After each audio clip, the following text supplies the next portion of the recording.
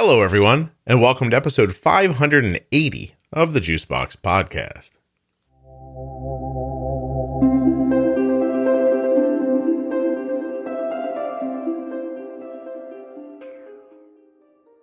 Hey guys, welcome back to another Diabetes Variables episode with me, I'm Scott, and Jenny Smith. Jenny, of course, works at Integrated Diabetes, and you can hire her if you'd like at integrateddiabetes.com. The Diabetes Variables series has been going over listener-submitted variables for type 1 diabetes. And today's topic is weight change. Maybe you put on a little, take off a little, gain muscle, lose muscle. That's a variable for diabetes. And in a moment, Jenny and I are going to talk about all of that. But for now, please remember that nothing you hear on the Juicebox Podcast should be considered advice, medical or otherwise. Always consult a physician before making any changes to your healthcare plan or becoming bold with insulin. My friend Jenny Smith has had type 1 diabetes for over 30 years. She holds a bachelor's degree in human nutrition and biology from the University of Wisconsin. She is a registered and licensed dietitian, a certified diabetes educator, and a certified trainer on most makes and models of insulin pumps and continuous glucose monitors. And if that's not enough, she's one of the kindest people I've ever met.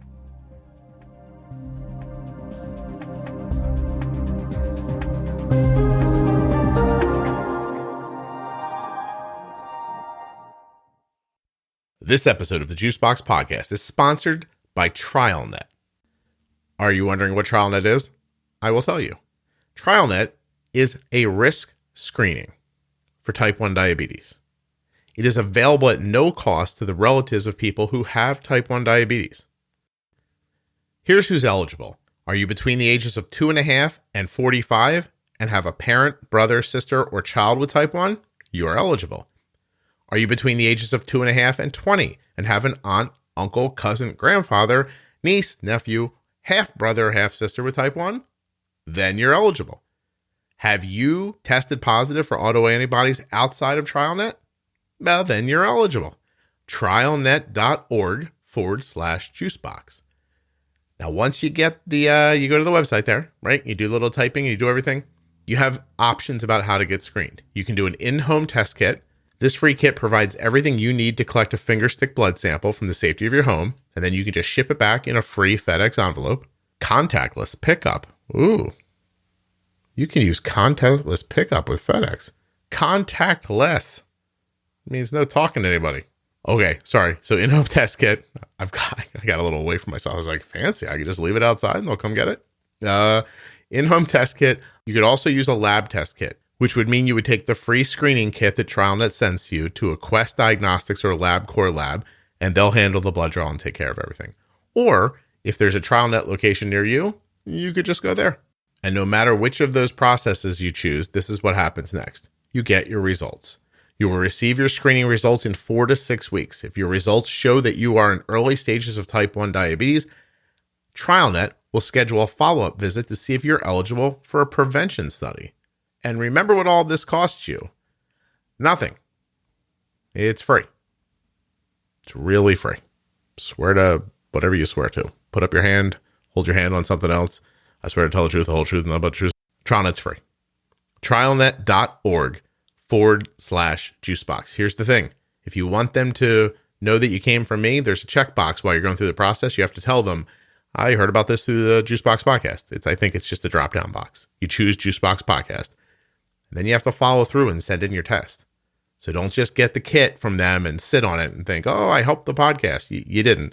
They need to get your test back before I get credit for you as a participant. TrialNet.org/juicebox.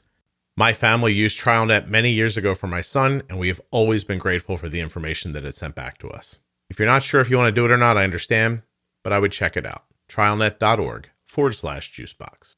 All right, I appreciate you listening to all that. I'm really trying to help TrialNet get the word out about what they do, and of course that they're free. So I appreciate you listening. And now I'll get to the episode with Jenny and I. No ads, rest of the way. I'm going to start with weight change.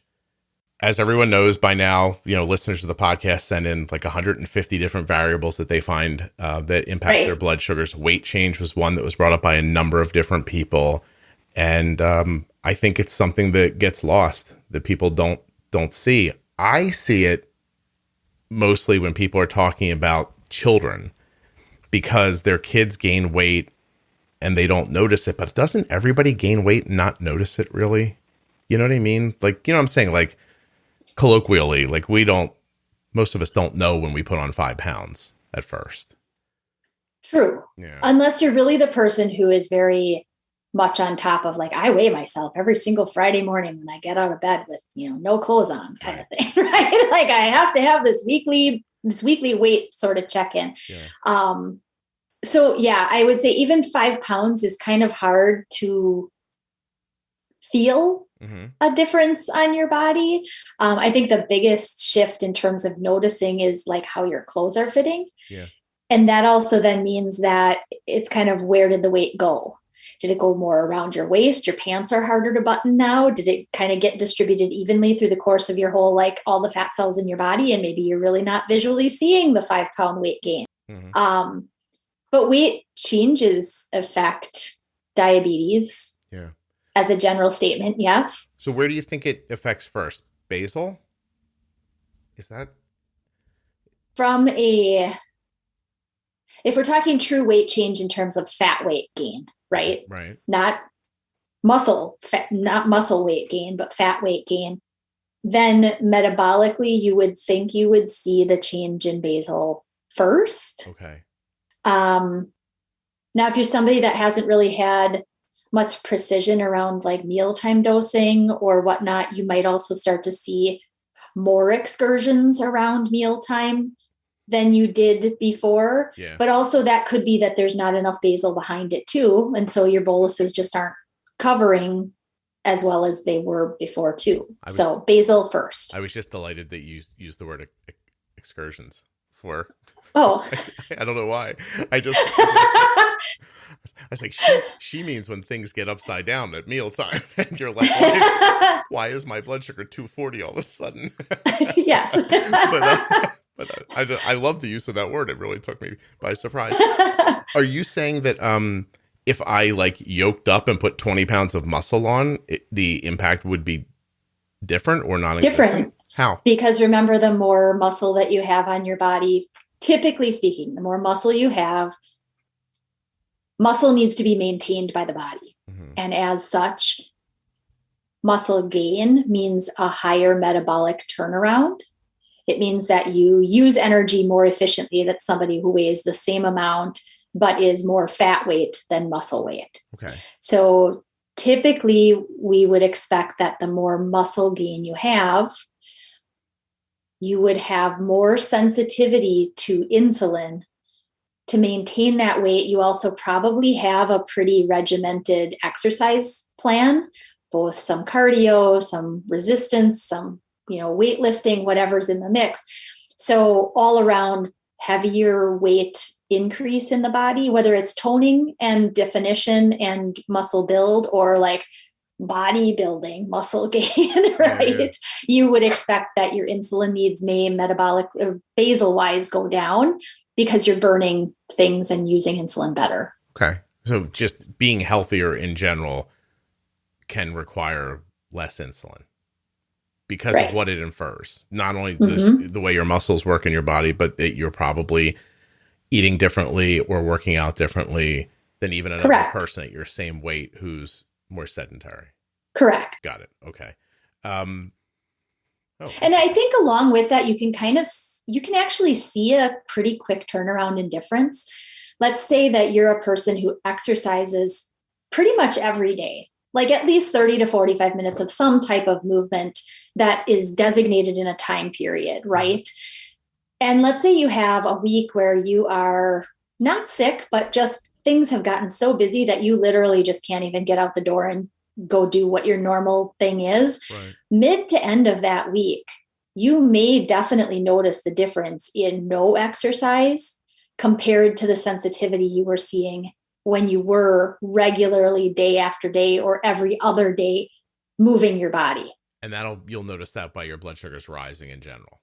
Right. And less response to insulin in the way that you had been experiencing comparative to in a more sedentary setting. Right. So more, I guess let's look at kids for a second. It's a similar idea with kids gain weight. then as they're growing, parents kind of don't notice, and then they suddenly nothing's working. So there's nothing really different here, right? If you're a child gaining weight or an adult, I mean, is it that dissimilar? Well, I guess not so much, but in a kid, remember, if it's healthy weight gain because of normal growth pattern, it's what would be expected in terms of where they are in age or in life. Their gain is for a real reason. They're growing. So they may be growing, right? Gaining weight, and then they may grow in height as well. Kids usually grow out, grow up, grow out, grow up. Mm-hmm. And so with growth, usually you'll see those typical things, which we've talked about in terms of like increase in insulin during those growth periods and whatnot. But then usually with growth that has been a weight gain, the increase in insulin need will be sustained. Okay. Because they've gained some weight. I mean, kids usually don't go from 1 week weighing 42 pounds to the next week weighing 52 pounds. I mean, that's excessive gain, right? There's something wrong there that shouldn't happen. Well, what about, let's say we have an adult who's generally speaking is at a weight that they wish wasn't so. And they go about losing weight, but they do it. Let's just, for an example, let's say they do it in an unhealthy way. It's not about exercise. They just stop eating or something crazy like that. And they're losing weight. Will they see it? Will they see a decrease in their insulin needs? Because you're not adding exercise, you're not adding good food. You just the dwindling of body mass. Absolutely, they'll see a difference. I mean, their body mass has gone down. They will metabolically require less insulin unless the weight loss is such a stress on the body.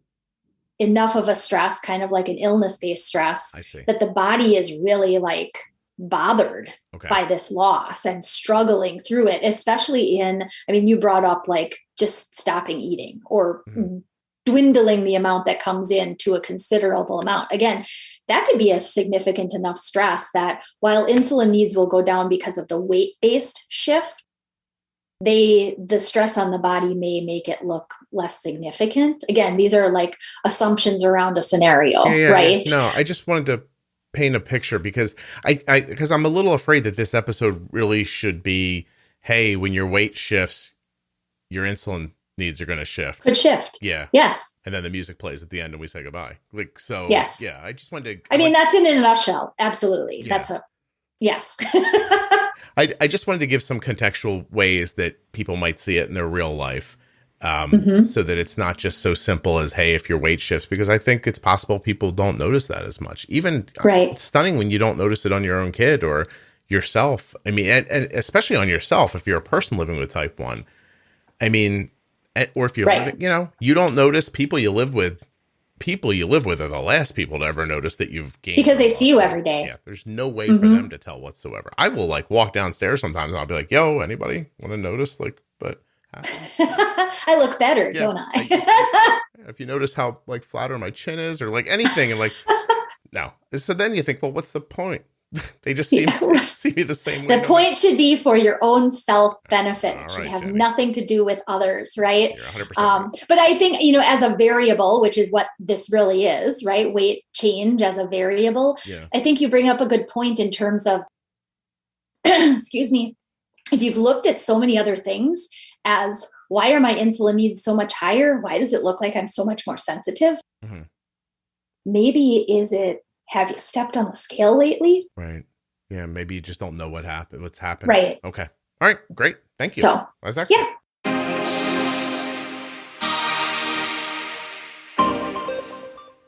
Let me thank Jenny, and I'd also like to thank TrialNet for sponsoring this episode of the Juicebox Podcast. Go to trialnet.org/juicebox to get started right now. Don't forget to tell them that the Juicebox Podcast sent you. When they ask on the form online, they'll be like, where'd you hear about this? You say, Juicebox Podcast. And then you get the kit and then send it back. And don't forget, TrialNet is 100% free for you. trialnet.org/juicebox. Couple things and I'll let you out of here. Don't forget, if you're looking for a community, try the Juicebox Podcast private Facebook group with over 17,000 members. It is a private and supportive community that you should check out. Juicebox Podcast, Type 1 Diabetes.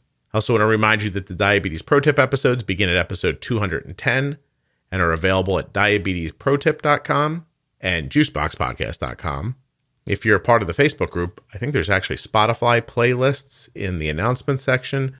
But if you're not listening through Spotify, you can see an entire list that will help you understand the Pro Tip series at diabetesprotip.com.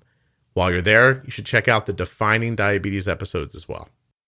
And if you're a U.S. resident, go to t1dexchange.org/juicebox.